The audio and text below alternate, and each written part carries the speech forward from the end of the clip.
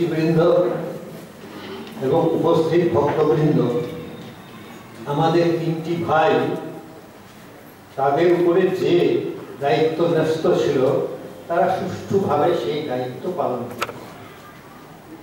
প্রথম বক্তব্য রেখেছে আমাদের গীতানন্দ স্বামী। গীতানন্দ স্বামী বলেছে স্বামী তুরীয়ানন্দজির কথা। তুরীয়ানন্দজির জীবনে যেমন আমরা নির্দেশ করে দিয়েছিলাম, বৈশিষ্ট্যের কথাও বিশেষ করে বলেছে। তারপরে সঙ্ঘে তার যে ভূমিকা সে কথাও আমাদের শুনি। দ্বিতীয় বক্তব্য রেখেছে আমাদের তত্ত্ব সারানন্দ স্বামী। সে আমাদের শুনিয়েছে যে রাজা মহারাজ কিরকম ছিলেন, রাজা মহারাজ কিরকম ছিলেন সে কথা সে সুন্দর বলেছে। তারপরে আমাদের তৃতীয় বক্তব্য, যিনি শশী মহারাজের সম্পর্কে কথা বলতে গিয়ে আমাদের সুন্দর করে এতক্ষণ ব্যাখ্যা করে শুনিয়েছেন। এই তিনজনই তাদের ভূমিকা যথেষ্ট পালন করার ফলে আমার কাজ খুব বেশি অবশিষ্ট নেই, কিন্তু তা সত্ত্বেও এই বিষয়ে কথা শেষ করা যায় না। প্রথম যেটা বলি, তুরীয়ানন্দ স্বামী একটা কিন্তু শ্রীরাম আমাদের স্বামীজির প্রতি তার একটা ভালোবাসার ভাবটা খুব প্রকট হয়ে পড়ে। যদিও স্বামীজির নির্দিষ্ট কাজ তিনি খুব কম করেছেন, পাশ্চাত্যে গিয়ে কাজ করেছিলেন, তারপরে স্বামীজির জন্য প্রাণ আটুবাটু করে যখন স্বামীজি বোধহয় শেষ সময় তিনি রেঙ্গুনে এসেই শোনেন যে স্বামীজির গৃহত্যাগ হয়েছে, তখন তিনি আবার সেই তার এই তপস্যা করার যে জীবন সেখানেই চলে গেছিলেন। অল্প সময়ের জন্য বেলুর মঠে এসেছিলেন, কিন্তু সেখানে তার দু একটা কথা যেগুলো আমাদের বক্তা বলে গেছে সুন্দরভাবে, আরো দু একটা কথা আছে। যেমন একবার মেরাঠে তারা ছিলেন, আপনারা জানেন মেরাঠে তখন যেন দ্বিতীয় বেলুর মঠ হচ্ছিল। মেরাঠ মানে মিরাট আমরা যাকে বলি। মিরাটে স্বামীজি ছিলেন এবং অন্যান্য গুরু ভাইরা সেখানে এসেছিলেন। স্বামীজি একদিন মাংস রান্না করলেন, স্বামীজি খুব চমৎকার রাঁধিয়েছিলেন, আপনাদের মহিলারা সেখানে ঈর্ষা করতে পারে, এমন চমৎকার রাঁধলেন যে আমাদের খুব বলছেন, তুরীয়ানন্দ স্বামী বলছেন আমাদের খুব ভালো লাগলো। নিজে কিন্তু একটু দাঁতে কাটলেন না, বললেন আমি এসব কত খেয়েছি, তোমাদের খাইয়ে আমার বড় সুখ হচ্ছে। দেখো কথা, সামান্য কথা, কিন্তু বুকে যেন পাথরের উপরে যেমন দাগ লেগে থাকে সেরকম দাগ লেগে আছে। অর্থাৎ স্বামীজি যে আমাদের বিন্দুমাত্র না খেয়ে আমাদের খাইয়ে তার যে তৃপ্তি, অপরের তৃপ্তিতে তার যে তৃপ্তি, সেটা স্বামীজি ওখানে দেখা। আর কি দেখালেন, বিশেষ করে দেখা যায় একদিন ভাগবত পাঠ হচ্ছে, সেখানে শশী মহারাজ শুনতে শুনতে হঠাৎ খুব গম্ভীর হয়ে গেলেন।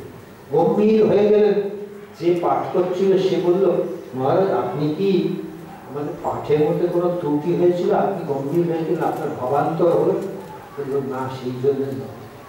সেখানে যেই বিষয়টা পাঠ হচ্ছিল সেখানে হচ্ছে চাঁদের ছায়া পড়েছিল, মাছেরা সেখানে চাঁদের ছায়া পেয়ে সেখানে তাদের মধ্যে খেলছিল। আমরাও স্বামীজিকে বুঝতে পারিনি।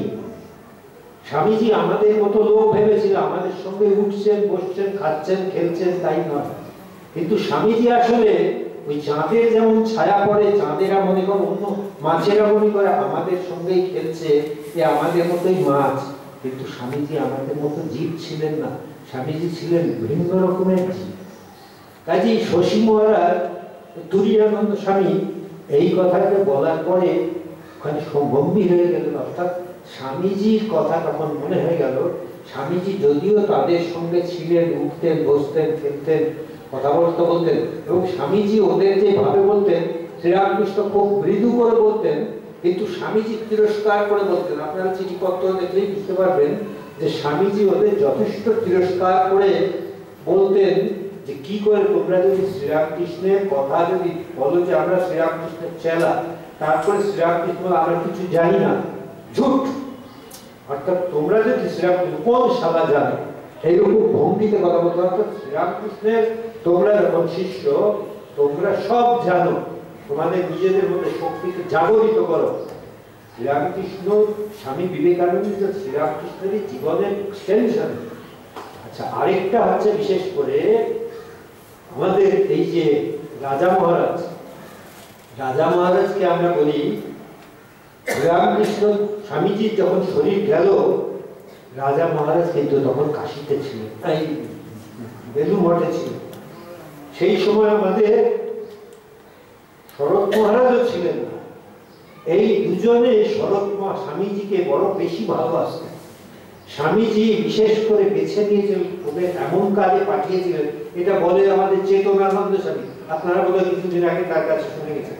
চেতনানন্দ স্বামী বলেন, স্বামীজি বিশেষ করে কায়দা কানুন করে তাদের ওখানে রাখেননি। যেদিন তিনি শরীর ত্যাগ করবেন 4 জুলাই 1902-এ, সেদিন রাজা মহারাজও ছিলেন না আর শরৎ মহারাজও ছিলেন। সেই সময় দেহত্যাগ করেন, ওরা থাকলে তাকে এমন করে ধরে রাখতেন, স্বামীজি দেহত্যাগ করতে পারতেন না। সেখানে রাজা মহারাজ ফিরে এসে কি বললেন, সামনের থেকে একটা সমুদ্র যেন পাহাড় ছিল, হিমালয়ের পাহাড় সরে গেল। বাস্তবে কি চিন্তা করে দেখুন, শ্রীরামকৃষ্ণের পরে স্বামী বিবেকানন্দ তো পাহাড়ের মতো তাদের আগলে রেখেছিলেন। পাশ্চাত্যে যে প্রচার করলেন এবং তার ফলে যে ভারতবর্ষ জেগে উঠলো, অনওয়ার্ড, আমি শুধু বলতে পারছি অনওয়ার্ড ফরওয়ার্ড, এই কথা গুরু ভাইদের শোনাতে লাগলেন। সেই কথা শুনে এই গুরু ভাইদের মতো যে প্রাণ শক্তি জেগে উঠলো, সেই কথা বিশেষ করে সেই যখন এই হিমালয় পর্বত চলে গেল, তারপরে এই যে সংঘকে লালন পালন করলেন ওই যে আমাদের রাজা মহারাজ, যাকে স্বামীজি অনেক দিন পরে দেশে ফিরে এসে বলেন গুরুবৎ গুরুপুত্রেষু বলে গুরুর পায়ে প্রণাম করলেন। গুরুর ভাইয়ের পায়ে, ভাই মানে শ্রীরামকৃষ্ণের যে মানস সন্তান, তার চরণে প্রণাম করলেন। অর্থাৎ তাকে তিনি সম্মান দিচ্ছেন। শ্রীরামকৃষ্ণের যে সম্মান, সেই সম্মানই এর প্রাপ্য। এই কথাটা আমরা না বুঝি। এবং তারপরে ওই যে রাজা মহারাজ ভোরবেলা উঠে, সেই সময় যে সমস্ত আমাদের সন্ন্যাসীরা ছিলেন সৌভাগ্যবান, তাদের তিনি নিয়ে বসে ধ্যান করতেন কিছুক্ষণ, তারপরে ভজন কীর্তন হতো। এই সময় এই যে সৌভাগ্য যাদের হয়েছে, এইভাবে তাদের তিনি সংঘটাকে পরিচালিত করলেন, সংঘটাকে পালন করলেন। শ্রীরামকৃষ্ণ 1920 সালে দেহত্যাগ করলেন। আমাদের স্বামী বিবেকানন্দ 1902-এ দেহত্যাগ করলেন। শ্রীরামকৃষ্ণ, শশী মহারাজ আর এই যে গুরু ভাইরা, শরৎ মহারাজ, আমরা এই শারদানন্দ হলে আছি। শারদানন্দ হলকে আমরা শারদানন্দজিকে, আমাদের এক মহারাজ ছিলেন সৎস্বরূপানন্দজি, কেউ আপনারা দেখেছেন কেউ জানি না, আমরা তাদের কাছে ট্রেনিং সেন্টারে পড়তো। উনি বলতেন Sharat Maharaj is the most faithful disciple of Shri Ramakrishna, sorry Swami Vivekananda, most faithful disciple of Swami Vivekananda. Swami Vivekananda ঠিক যেরকম চাইতেন, শরৎ মহারাজের মধ্যে সেই ভাবগুলো প্রকাশ পেত। কাজী শরৎ মহারাজ এইখানে বিশেষ করে উল্লেখ করলাম, যেহেতু আমরা শারদানন্দ হলে আছি। আমি এবার কিছু অল্প দিনের জন্য গিয়েছিলাম এই বিদেশে যাওয়ার জন্য। আমার তখন গিয়েছিল না, কিন্তু আমি গিয়েছিলাম রোমেতে একটা চার্চ আছে, সেই চার্চটার নাম হচ্ছে সেন্ট পিটার্স চার্চ, ওরা বলে ব্যাসিলিকা মানে অনেক বছর ধরে যেটা আছে। গিয়েছিলাম এই জন্যে যে সেখানে শরৎ মহারাজ ওই যে সেন্ট পিটারের স্ট্যাচু আছে, তার কাছে গিয়ে শরৎ মহারাজ সমাধিস্থ হয়েছিল। সেই সমাধি মূর্তি শরৎ যে দেখেছিলেন সেন্ট পিটার্সের, সেই সমাধি মূর্তি দেখার জন্য গিয়েছিলাম।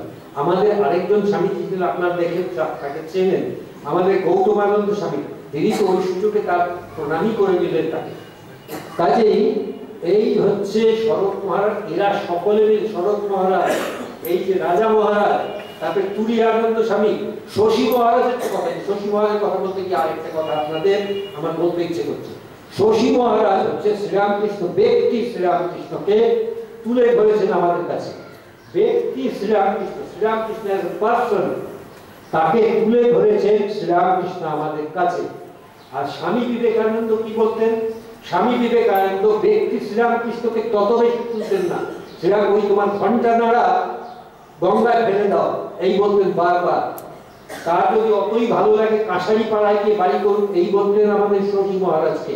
কিন্তু শশী মহারাজ, আমরা শুনেছি সিস্টার দেবমাতার কাছে শশী মহারাজ বলতেন তার কাছে ঠাকুর বিশেষ করে তাকে কিছু বিশেষ করে শক্তি দিয়েছিলেন, যেটা নরেন্দ্রনাথকে দেননি। শশী মহারাজ শ্রীরামকৃষ্ণ ব্যক্তি শ্রীরামকৃষ্ণকে আমাদের কাছে তুলে ধরলেন এমন ভাবে যে তার ওই যে আরতির মধ্যে জয় গুরুদেব জয় গুরুদেবের মধ্যে যেই শ্রীরামকৃষ্ণ কাশীপুরে দেহত্যাগ করেছিলেন, তিনি আবার সেখানে যেন জেগে উঠলেন আবির্ভূত ভাবে নবীন করে। আর শ্রীরাম আমাদের স্বামী বিবেকানন্দ কি করলেন? শ্রীরামকৃষ্ণের উপদেশকে তোমরা ভালো করে ধরো। শ্রীরামকৃষ্ণের উপদেশকে শ্রীরামকৃষ্ণ ভাব অর্থাৎ শ্রীরামকৃষ্ণ অ্যাজ প্রিন্সিপল, একটা ইংরেজি যদি বলি শ্রীরামকৃষ্ণ অ্যাজ পার্সন, তাকে তুলে ধরলেন শশী মহারাজ। আর শ্রীরামকৃষ্ণ অ্যাজ প্রিন্সিপল, শ্রীরামকৃষ্ণের যে উপদেশ, শ্রীরামকৃষ্ণের যে ভাব, সেটাকে আমাদের সম্মুখে বিশেষ করে তুলে ধরলেন স্বামী বিবেকানন্দ। এই কথাটা আমরা না ভুলি। যদি স্বামী বিবেকানন্দের যে ভাব তুলে ধরতেন সেটা যদি আমরা বাদ দিয়ে দিই, তাহলে ব্যক্তি শ্রীরামকৃষ্ণকে নিয়ে ওই যে ঠাকুর বাড়ি হয়ে যায়, ঠাকুর বাড়ি হয়ে যায়। অর্থাৎ শ্রীরামকৃষ্ণ ভাব যে অত্যন্ত গভীর, সেই গভীর সেই তার মধ্যে সব ভাবের সমন্বয়, সেটা বুঝে। আর ভাব না হলে আমাদের এই যে সুবিধা হলো, এই যে আপনারা এত লোক এসেছেন, এই যে কিছুক্ষণ পরে আমরা কি অর্পণ গ্রহণ করব, সেই ব্যবস্থা তো থাকবে না। শ্রীরামকৃষ্ণের ওই যে আমাদের রাজা কি বল লাটু মহারাজ বলতেন, ওই ঘন্টা নাড়া বলেন যতই বলুক, ওই ঘন্টা নাড়ার জন্যই আমাদের দুই বেলা দুমুঠো জুটতো ওইখানে ওই যে যেখানে এই বড়নগরই বলুন বা আলমবাজারে বলুন, শশীর ঘন্টা নাড়ার ফলেই কিন্তু আমাদের যুক্ত। আর তার সঙ্গে সঙ্গে যদি বিবেকানন্দ শ্রীরামকৃষ্ণের যেই ভাব শোনার জন্য বা হৃদয়ে অনুভব করার জন্য আপনারা চেষ্টা করেন, সেই ভাবটা কিন্তু আমাদের বিশেষ করে সমুজ্জ্বল করে স্পষ্ট করে তুলে ধরলেন এই দেশে এবং বিদেশে স্বামী বিবেকানন্দ। কাজী বিবেকানন্দ হলেন শ্রীরামকৃষ্ণ ভাবের পূজারী, আর ব্যক্তির পূজারী হলেন শশী মহারাজ। শশী মহারাজকে আমরা ক্রমেই ছোট করি না, কারণ শশী মহারাজের জন্য আমরা যে পোশাক পরিচ্ছদ পরে আসছি, বলতেন মা ঠাকুর খুব প্রার্থনা করতেন আমার ছেলেগুলোর জন্য মোটা কাপড়, মোটা ভাত, মোটা এই জন্য ব্যবস্থা করো ঠাকুর। যেখানে যত ঠাকুর দেবতা নুড়ি ইত্যাদি সব পেয়েছিলেন, বিশেষ করে বোধ গয়াতে গিয়ে সাধুদের দেখেছিলেন তাদের খাওয়া দাওয়ার ব্যবস্থা। আর আমার ছেলেগুলো পথে পথে ঘুরে বেড়ায়, মা কিনেছিলেন। এবং পরে পরে যোগীন মহারাজ গোলাপ মা বলতেন, যোগীন মা গোলাপ মায়েরা বলতেন মা যেখানে যে সমস্ত নুড়ি পাথর দেখছেন সেখানেই প্রার্থনা করতেন। কিন্তু মায়ের এই প্রার্থনা যে ছেলেগুলো যাতে, আমাদের সেই মায়ের প্রার্থনার ফলে আমাদের অন্ন এখন অনেক ফাইন হয়েছে, আমাদের কাপড় আর মোটা নেই, কাপড়গুলো এখন অনেক সূক্ষ্ম হয়ে উঠেছে। কিন্তু এগুলো সব শশী মহারাজের অন্তর্পক্ষে, তাকে আমরা যন্ত্র রূপে দেখি। মায়ের প্রার্থনা শশী মহারাজ যন্ত্র করে এসেছেন, কিন্তু সেখানে শেষ হয়ে যাওয়ার কথা নয়। শ্রীরামকৃষ্ণ ভাব স্বামী যেটা দিয়ে গেছেন, স্বামীজি যেটা দিয়ে গেছেন, এবং স্বামীজি যেটাকে বলতেন তোমরা এত খিচুড়ি খাওয়ালে লোককে, কিন্তু কি যে ভাব দিলে তা তো দেখতে পাই না। যেই ভাবগুলো উনি পাশ্চাত্যে বলেছিলেন, যার সঙ্গে আপনারা দেখবেন শ্রীরামকৃষ্ণ স্বামী বিবেকানন্দ বলেন, নিজেই বলেছেন, দেববাণীর মধ্যে আপনারা পড়েছেন, স্বামীজি দেববাণীর মধ্যে বলছেন যে এই যে স্বামী বিবেকানন্দ যে ভঙ্গিতে বলছেন, এরা হচ্ছে ভীষণ উচ্চ কণ্ঠে চিৎকার করেন, যেমন সেন্ট পলস ছিলেন। সেন্ট পল এমনিতে আপনারা জানেন, জিসাস ক্রাইস্টের বাইবেল যারা পড়েন তারা জানেন সেন্ট পলস হচ্ছে আগে যারা যীশু খ্রিস্টবাদী ছিলেন তাদের অত্যাচার করতেন, তখন সেন্ট পলস একটা জায়গায় সেখানে দেখছেন যীশু খ্রিস্ট তার কাছে বিদ্যুতের ভঙ্গিতে এসে বলছেন, ওর নাম ছিল সল। Saul, Saul, why are you persecuting me? Why, Lord, I am not persecuting you. তখন কিন্তু উনি দেখতে পেলেন সল নয়, তখন সেই সল হয়ে গেলেন পল। এই যে হুঙ্কার দেওয়া স্বামী বিবেকানন্দের মধ্যে, স্বামী বিবেকানন্দ বলতেন এই হুঙ্কার যেটা আছে, হুঙ্কার দিয়ে স্বামী বিবেকানন্দ রামকৃষ্ণের কথা প্রচার করলেন, রামকৃষ্ণের ভাব প্রচার করলেন। হুঙ্কারের কথা উনি বলেছেন দেববাণীর মধ্যে যে এইগুলো হচ্ছে ছড়িয়ে দেয়, দ্যাট স্প্রেডস। কাজী আমরা বিবেকানন্দের কথা, বিবেকানন্দ যে কথা বলেছিলেন,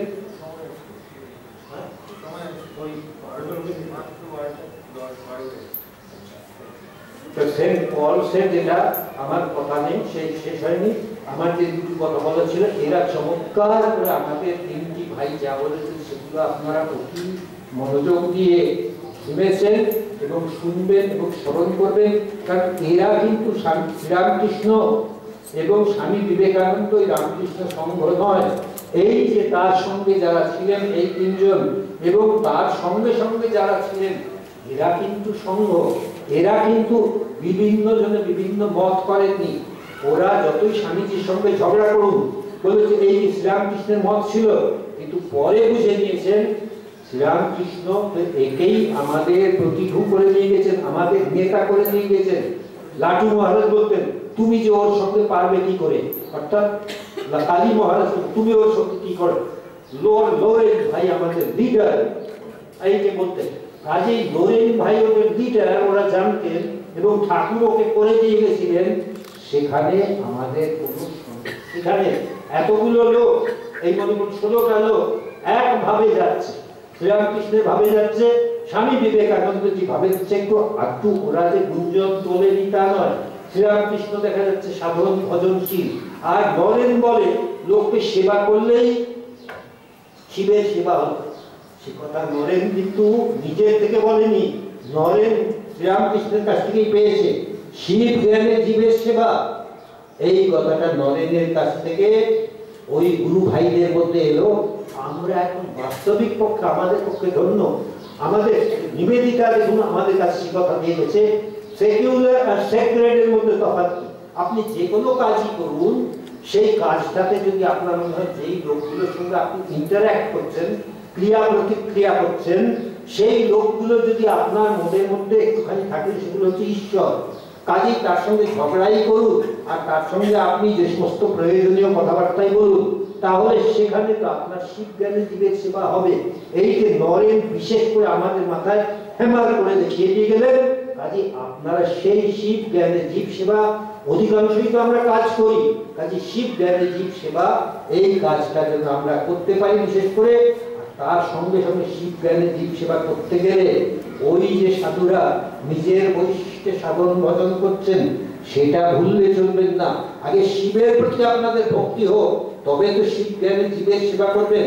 শিবের প্রতি ভক্তির জন্য শ্রীরামকৃষ্ণ একান্ত ভাবে আমাদের বলেছেন নিরন্তর ঈশ্বরের নাম গুণকীর্তন করবে আর নির্জনে বসে তার ধ্যান করবে আর সৎ অসৎ বিচার করবে আর সংসারে সকলকে বলবে যে এরা আপনার মনে করবে আপনার, কিন্তু আসলে একমাত্র ঈশ্বরই তোমার।